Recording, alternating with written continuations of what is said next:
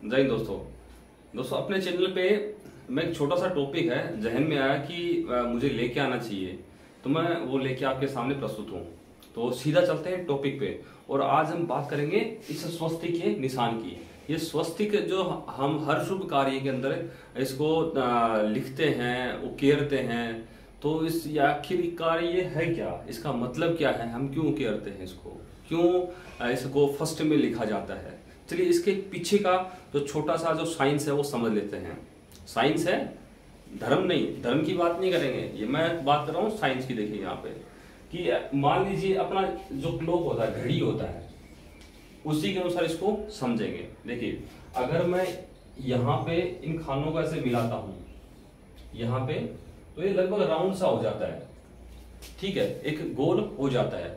अब गोल होता है इसका मतलब एक सर्किल चलता है। अब वो सर्किल कैसे चलता है उसको थोड़ा सा समझ लेते हैं। देखिए सर्किल में अगर मैं इसको सीधे रूप में परिभाषित करूं तो देखिए क्या होगा वो देख लेते हैं एक बार। मैं आपको समझाने के लिए जो इस राउंड को है वो इरेज कर देता हूं। देखिए जो हमारे युग माने गए हैं वैसे वो 4 माने गए हैं, ठीक है।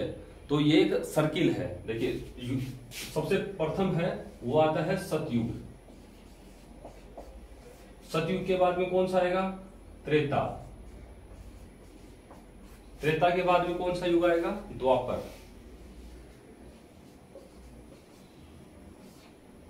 और द्वापर के बाद में कलयुग।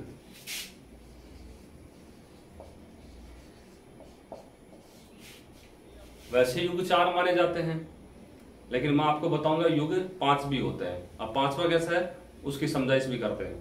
देखिए सतयुग है, देखिए सतयुग है, त्रेता, द्वापर और कलयुग है। ये जो युग हैं, अब यहाँ जो हम यहाँ ये बॉक्स बनाते हैं, स्वस्तिक का निशान बनाते हैं, तो लगभग ये चारों जो पार्ट होते हैं ये बराबर होते हैं। अमूमन हम बराबर मानते हैं, किसी को भाई ये छोटा होगा ये बड़ा होगा ऐसा नहीं मानते। मतलब जो चारों पार्ट हैं वो होते हैं इक्वल। अगर चारों पार्ट इक्वल होते हैं तो मतलब जो ये युग हुए हैं इनका समय भी इक्वल होगा, कि ऐसा हम अज्यूम कर सकते हैं, मान सकते हैं।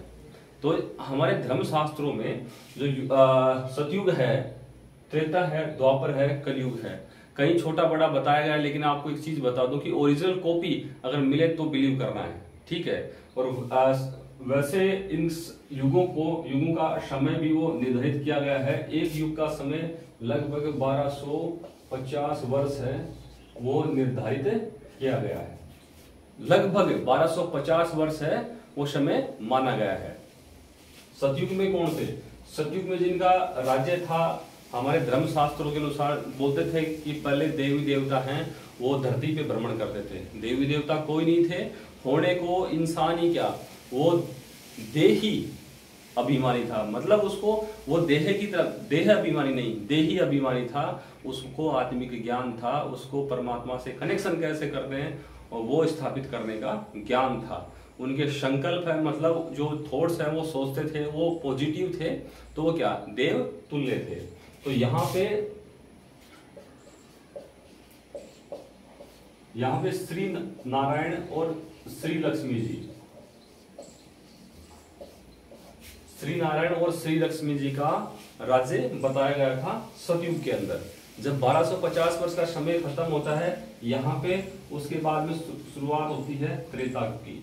त्रेता युग के अंदर श्री राम जी और श्री सीता जी थे। श्री राम जी और श्री सीता जी थे। तो इस युग के खत्म होने के बाद में, मतलब यह युग भी कितने का, 1250 वर्ष का ही माना गया है।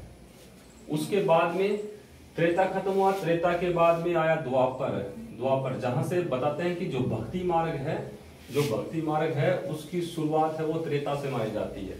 और जो सोमनाथ मंदिर है, मंदिर के रूप में प्रथम माना जाता है कि सोमनाथ मंदिर से ही जो त्रेता की शुरुआत हुई थी। द्वापर युग है, इसकी शुरुआत हुई और भक्ति मार्ग की शुरुआत हुई। और यहाँ पे जो श्री कृष्ण जी हैं उनको द्वापर का राजकुमार माना गया है। तो यहाँ जो श्री कृष्ण जी के बारे में ज्यादा बताने की आवश्यकता नहीं है। जो क्या हुए थे, धर्मदूत हुए थे, श्री कृष्ण जी के धर्मदूत हुए थे। उसके बाद में शुरुआत होती है कलयुग की। कलयुग कल युग बोलते हैं बुरा समय, मतलब कल युग का मतलब काली सोच, मतलब सोच का मतलब संकल्प, संकल्प का मतलब थॉट्स, जो थॉट्स है हमारे नेगेटिव है, तो उसी का नाम क्या है, जिस समय में हम रह रहे हैं, जिस युग में हम रह रहे हैं उसको क्या कहेंगे हम, कल युग। ठीक है, ये ऐसे तो एक साधारण सा जो मीनिंग है कलयुग का निकलता है। तो द्वापर, यहाँ द्वापर खत्म होता है, यहाँ कलयुग की शुरुआत होती है। तो यहाँ द्वापर था, द्वापर का समय भी 1250 वर्ष है वो माना गया था। इसके बाद में कलयुग है, देखिए यहाँ जो ये लाइन है, बाउंड्री है, ये सीमा है, ये कुछ बताती है। ठीक है, जैसे घड़ी में यहाँ 12 बजते हैं, 12 के बाद में 1 ही बजेगा, फिर 2 बजेंगे, फिर वापस वो रोटेशन शुरू होगा और यहीं पे आएगा, फिर से 1 बजेगा। लेकिन यहाँ इसके बीच में देखिए एक समय है, एक लाइन है, मैं ड्रॉ कर देता हूं, यहाँ भी ये लाइन है, यहाँ पे कुछ ये लाइन है। तो यहाँ पे बताते हैं जो कल्कि अवतार की बात करते हैं वो, तो जो भी है, जो श्रृंगार करेगा, ये करेगा, जो भी है, लेकिन जो समय की बात कर रहा हूं यहाँ लगभग ये 100 वर्षों का समय, लगभग 100 वर्षों का समय, 100 वर्षों का समय, जिसको संगम युग, संगम युग बताया गया। संगम का मतलब क्या होता है, मिलान, मतलब कलयुग, जो कलयुग है इस ये खत्म हो रहा है और सतयुग है इसके शुरू होने का, कलयुग के खत्म होने का, सतयुग के शुरू होने का जो बीच के 100 वर्षों का समय है, वो उस समय को संगम युग माना गया है। ठीक है, इसकी अवधि बहुत छोटी है, कितनी, 100 वर्षों की। तो इसको गौण रूप से ले सकते हैं, वैसे लोग मुख्य रूप से जो युग हैं वो 4 प्रकार के मानते हैं। ठीक है, तो यहाँ पे जैसे ही ये सतयुग समाप्त होगा, यहाँ पे वो घड़ी का क्या काटा फिर से आएगा, फिर से क्या, जैसे 12 के बाद में 1 बजता है, तो कलयुग के बाद में क्या आएगा, संगम युग ये खत्म हो गया, उसके बाद में सतयुग की फिर से शुरुआत हो रही है। तो एक छोटा सा कॉन्सेप्ट था ये स्वस्ति के निशान का, कि इसका मतलब क्या होता है मेरे अकॉर्डिंग। अगर आपको जो भी बताया है उसमें आपको कितना बिलीव है, नहीं है, कमेंट करके अवश्य बताइएगा। और वीडियो अगर पसंद आता है वीडियो को लाइक अवश्य कीजिए, और शेयर करने से शायद आपको कोई नुकसान नहीं होगा। और जो भाई बंधु चैनल को फर्स्ट टाइम देख रहा है, सब्सक्राइब अवश्य कर लीजिएगा। जय हिंद, जय भारत।